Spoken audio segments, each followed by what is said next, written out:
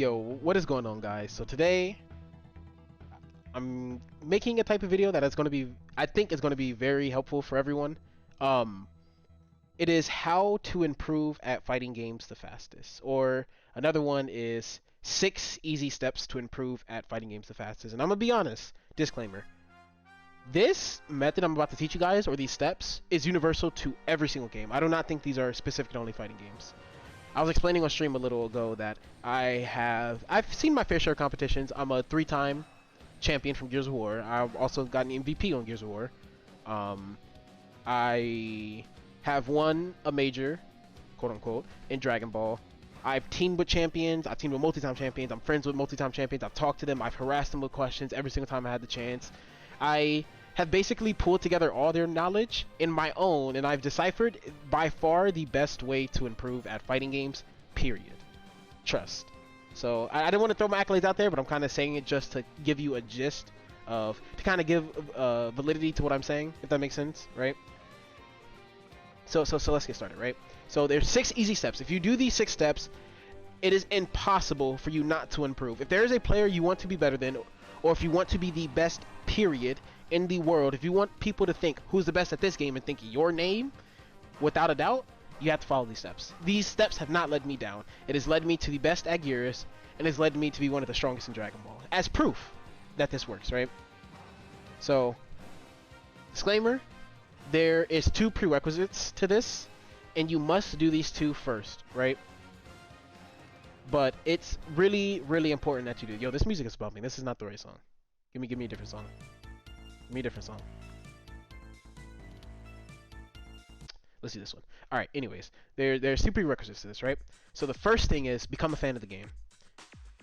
And what I mean by that is when you're initially learning a game, the first, and in my head, the most important thing to do is you must become a fan of it. So what I mean by that is when you're learning a game, go to a player, become a fanboy. Enjoy watching their games. Enjoy playing the game. You have to. Because what's going to happen is if you enjoy, you genuinely have fun playing these games, every single one of these steps below becomes much easier. Your outlook on the game changes, right? I can reference something. Sonic Fox, right? Everyone knows that name. Sonic is a godlike competitor in general. Multi-time champion almost every game. Every game they pick up, they somehow become the best. How? Why? Right? I remember they was doing a Twitter space one time, and I joined to try to get some knowledge, try to awaken my third eye, right? And something they said resonated with me, right? Somebody asked them, how do they do it? How do they become the best in every single game, right? Every single game they touch, how are they the best, right? And I'm going to paraphrase a little bit, but they basically said something along the lines of, they think anyone can honestly do it as long as they put in the time. That's about it. It's just like, you really just have to be willing to put in the time. And what I mean put in the time, you have to be willing to put in more time than even the best players. Like, some people competing, it's their jobs, right? So if they're all the way up here, and you're all the way down here, there's no reason they should be putting in more time than you. You have to play catch up. That's not how that works. You have to put in even more time than them. You can't even match their time. You have to put in even more time, right? So, what I mean by becoming a fan of the game, it makes it a lot easier. So the way I do it was, when I first learned Dragon Ball, right? I started Dragon Ball Season 3.5. It's in midway through season 3.5, sorry. The first thing I did was I found the players I became a fan of. I found Wawa, became a fan. I love watching him. I love watching him play the game. It's fun for me. It makes the game look cool. It makes me want to learn characters, right? It makes me want to play the game. Taco is another example. Became a huge fan of Taco. I became a fan of Goichi, Yasha, Nitro, Sonic Fox, one of my favorite players, right? And I'm not telling you to be a fanboy, but I'm telling you to enjoy watching the game to the point where it's fun for you. It doesn't feel like a job. If it feels like a job, there's something wrong. There's something wrong if it feels like a job, right? And the reason why I have stars next to some of these I have stars next to the most important ones. The most important ones. I want to put a star next to this one. I think this one's very important. So, and I also feel like these are the most important ones, the ones that have a star next to, and it's also the ones that people skip. I think these are the most commonly skipped ones that people are missing, right? So the next prerequisite is you have to take extreme accountability over wins or losses, or interactions in general, right? And what I mean by that is, I do not care how bullshit the interaction was. I do not care how much you feel like you got robbed. I don't care what happened. I don't care if it was lag. I don't care for Dragon Ball, right? I don't care if you got spun on, crossed up by Labco. I don't care if somebody's mashing Vegito assists. I don't care. I honestly do not care. It is your fault and only your fault, right? If you adopt that mindset, you will start to see interactions in a different light. You'll start to understand things in a different way, right? It goes from example. Let's say, perfect example, right? Let's say somebody's directly above you and they super dash at you, right? Like this.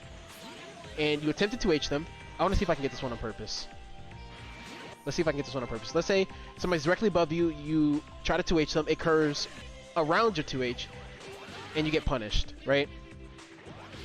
This one's kind of hard to do. Actually, no, it's not. You do running 2H, sorry. This is kind of hard to set up, but like, there's be some times where the super dash will curve around the 2H and hit you, right? A lot of people look at that interaction and think, damn, this game sucks, I got robbed. And my reaction whenever this happens is, that's my fault. You might think, like, why is it your fault? Because, like, think about it. There could be so many different other things you could have done in this situation so that you would have won it. But instead, you chose this option and you lost. 10 out of 10 times this would happen. If this situation somehow frame pixel perfect was set up again, it would happen again. Right? So, it can't really be something else's fault when you understand that this is a thing, you understand that it can happen, and you understand that it's a consistent thing. What could you do? You could have did jump back L to beat it instead. This would have been a more consistent option, right? You could have just simply ran under them, delayed your 2H. You could have just ran under them, reset back to neutral, reflected. You could have just did nothing and be like, I don't care, I'm not getting hit, right? Anything. There is other avenues you could have went down to fix what just happened in this one spot, right? And a lot of people miss this. A lot of people will blame things, blame everything but themselves, right? In reality, it's their fault. It's their fault that this happened. So it's really, really important to take extreme accountability over everything, right? And these are only prerequisites. These are only prerequisites. So once you have these down and they're in your head, then you get to start the actual process. There's 6 easy steps. I promise you, if you follow these 6 steps, free. It doesn't matter who it is. Doesn't matter who you want to get better than. It does not matter, right? So the first thing is pick a team or character and stick to it even if it feels rough.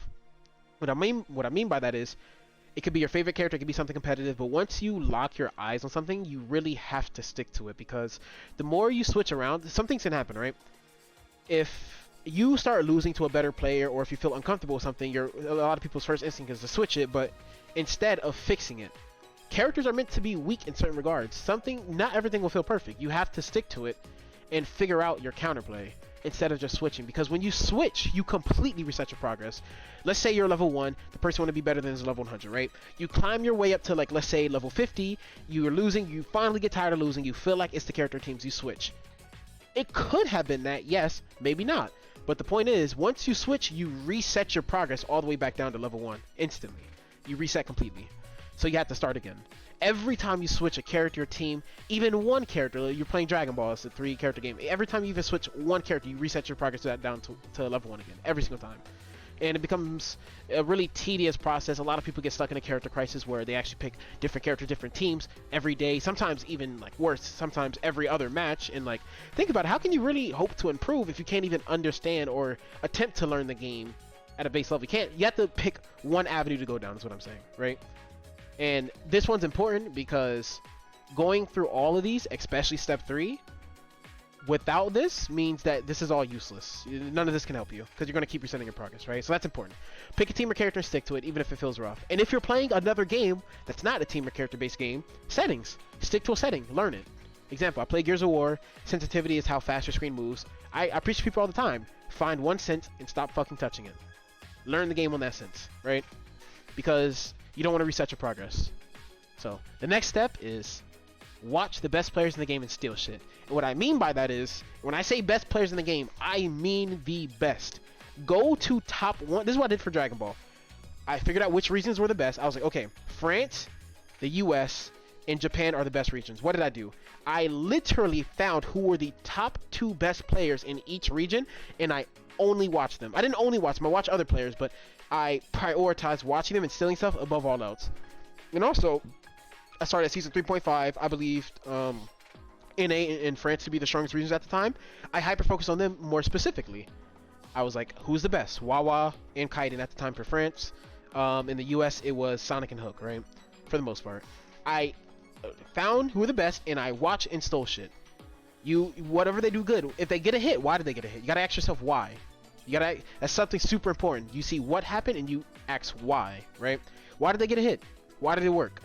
What was the other player thinking? You have to really think about these things, because if you can understand the why, that means you understand it enough to use it, right? Even if they get hit, they made a mistake. Why did that happen? Learn from their mistake. They're the best in the game and they still make mistakes. Learn from their mistakes so you don't have to go through the same mistake, right? Why did they get hit? What did they do wrong? You can understand what they did wrong. Fix it. Make sure you don't do it, right? They did a mix-up. Steal it. It's there. The work is the spot where you want to be. There's a player who's already there. So why work extra hard to figure it out yourself when the work is already done for you, right? That doesn't make sense. Again, this is the easiest steps, not the most tedious. This is the easiest way to do it. Steal shit all the time. Again, I asked Sonic, right? Back at Bum's birthday bash, I was talking to Sonic. I was like, yo, I want to learn base Vegeta. It's kind of hard because there's not that many good base Vegetas at all. I know you're the best one, and even then, there's not that much VOD on YouTube for me to steal stuff from. And their immediate response was, yes, that's how you're supposed to do it. You're supposed to steal stuff. That's how you get better. Keep in mind, this is a multi-time world champion from multiple different games is saying this, right? So take that into consideration, right? So this is super important. Watch the best players and steal shit. And you should always be doing this. This should never stop. This should kind of just be passive in the background, right?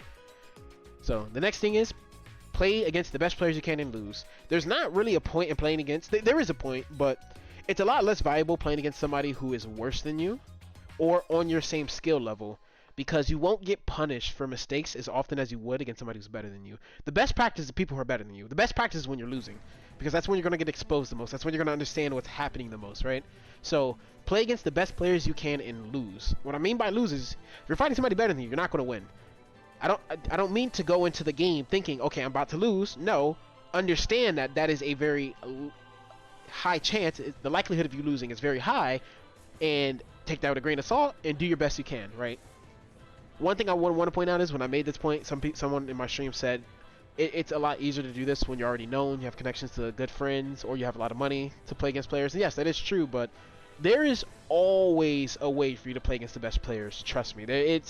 It's very easy. You can do so many different things. You can open lobby. If your best players are going to open lobby, join it. Sit in line, play against them. Good practice. What I personally did is I got a Cloud. Net plays kind of whack in Dragon Ball Fighter. So what I did, I got a Cloud. I basically told the players, hey, you can play for free as long as you just give me good practice, right? Boom. Even though I sucked at the game, and the better player probably didn't learn anything from playing against me, they got to practice their stuff they wanted to practice for free with good connection. Like, there's always a way. There's always a meta-fi. There's another way. It costs a little bit of money, but that's another way. There's sniping them on net play when they're streaming. There's always some avenue, some lane you can go down to do this one. So this one's available to everyone, right? So once you play against the best players and you lose, record those games and analyze them. You want to record them. Record the games and rewatch them with a third-person point of view. And the reason why I'm saying this is, it's very hard to play somebody, especially someone better than you, especially in a game that's this fast as Dragon Ball, and lose an interaction or something happens and really sit there and think, why did this happen, analyze it, ask the what and why, like I said earlier. It's hard to do that in the middle of a game, because if you're sitting around and doing that, the next interaction is going to happen, you're not going to be ready for it because your mind is elsewhere. Your mind is on the previous thing that happened, and you won't be ready for it, then you'll just get hit for free. Well, damn, like, now you don't even understand what happened in the next interaction, so you can't even analyze what happened because you don't understand what happened, right? So it's really important to record them and go back and watch it from a third-person point of view. I promise you, there's going to be a lot of different things you'll notice. It'll be a lot easier to notice things doing that way than trying to do it in the middle of the game. This one's super important, and again, it's a star next to him. People like to skip this step. It's important. If you want to be nasty, something that Killsage said in one of the videos I was watching from him, again, trying to learn from a better player, it was just like, you have to record your games and watch it if you want to be nasty. Like, it's a tedious work, but people don't want to do it, but you have to. You really have to. And the next step, once you record and analyze what was happening, you take it in the training room and practice. What did you figure out? What did you figure out, right? Something happened, this good player kept doing this answer to you. What do you do about that, right? Example. Recently I was playing against Nitro. He's very good at fighting fusions. It's very annoying. I was losing every time. And I recorded some of our sets and I was going back at it. And something that was so common, what would happen is I would try to approach, let's take Red Gogeta for example, right? I would try to approach from the air because these characters are very strong in the air, right? And I'd approach like this so often. This is a really good way to approach. And it's always worked for me, right? But again, I'm playing against a better player. They're going to expose me for things worse players won't. So what did he do? What did he do?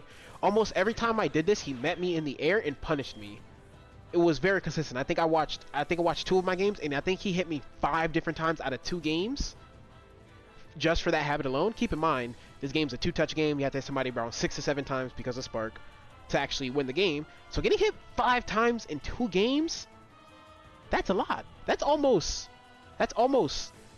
literally, that's almost half the times I got hit. So it's important to realize, what did I do? I realized that was happening. Boom. I took it to training room. I tested it. What different answers could I do? I was like, okay, so he's doing it in response to me jumping at us. What am I doing? I could do this. Bait him. If he jumps up to punish me, I get a free hit, right? I could also approach with an assist, example, to try to bait him to do it. Or I could play around that range. There's some... The point is, you have to... Once that thought starts happening in your head, once you realize what's happening, once you start trying to figure out the counterplay, you're already improving. So I was using that as an example, but it's really important to take what you analyze, take it in the training room, and figure out the answer. Get comfortable with what's happening. You have to investigate what you analyze, what I typed out, right? You have to really investigate it, figure out the counterplay, what's happening. The reason why you're losing, fix it. Or even the reason why you're winning, fix it. Another thing a lot of people miss is you don't only want to record your losses. You can record your wins too. The good things that you're doing, why is it working, right? The point is, you look at good and bad stuff that happens in games, right? When you're analyzing stuff, the good things you want to happen more often. So you want to analyze it. Why is this working? If it's working a lot, do it more. Try to figure, like, maybe there's a reason why it's working. Maybe something else could follow the same philosophy, right?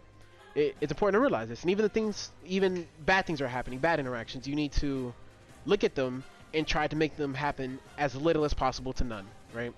So these 2 are super important, right? So once you did all this, step 6 is repeat 2 to 5. Simple as that. Once you do all this in a row, right? Go back to 2, do it again. Right? So, example, watch the best players in the world. You find some cool shit. Okay. You understand it. Test it against the better player, right? Test it against the better player. You play against them, you lose. Okay, you recorded the losses. You analyze the losses. You take it in the training room, figure out what happened, go back and try again. Play them again. You might lose again. Do it again. Record that loss. Analyze the game. Take it to the training room. Why did you lose that time now? Do it again. Maybe you lose a different way. But you can't, like, there's only so many ways you can lose until you start winning, right? And what's going to start happening is, mark my words, I promise you this. I'll take Nitro for example, right? First, initially, you're playing against a better player, you lose 10-0. Let's say he is that much better than you. The skill gap is that high. You lose 10-0, right? Boom. You do the process, you try again, you lose 10-1. Okay. Repeat 2 through 5. Step 6. Repeat it. Try again. Maybe lose 10-1 again. Who cares? Try it again. Repeat it. Do all of them again. And then you lose maybe 10-3. So on and so forth, right? Then 10-5. Then 10-6. Then 10-7. And eventually what's going to happen is you're going to win 10-9. Barely, but you're going to beat them, right? Do it again. Don't stop. I don't care if you won. Keep doing it. Rinse, repeat. Do it again. Eventually you're going to start winning 10-8. 10-7. 10-5. Eventually you're going to get to a point where you start winning 10-3. 10-0. And once that's done, once you have successfully conquered the mountain, find the next better player. Okay, I've realized I'm better than you now. I've learned all I can from you. Go to the next better player. There's only so many better players until you're the best in the game, right? That's how it works. That's how it works, right? And I promise you, I've seen this happen in every single game. I've done this in every single game, and I think my success in not any game, sorry, realistically only Gears of War and Dragon Ball is proof that this works, right? So this is basically the 6 steps you can do to improve the fastest. Also with the 2 prerequisites. This one's very important. Don't forget these 2. The reason why these 2 are separated is if you don't do these 2, this is nearly impossible. So keep that in mind. Let me know if you guys like this type of video, and peace, guys.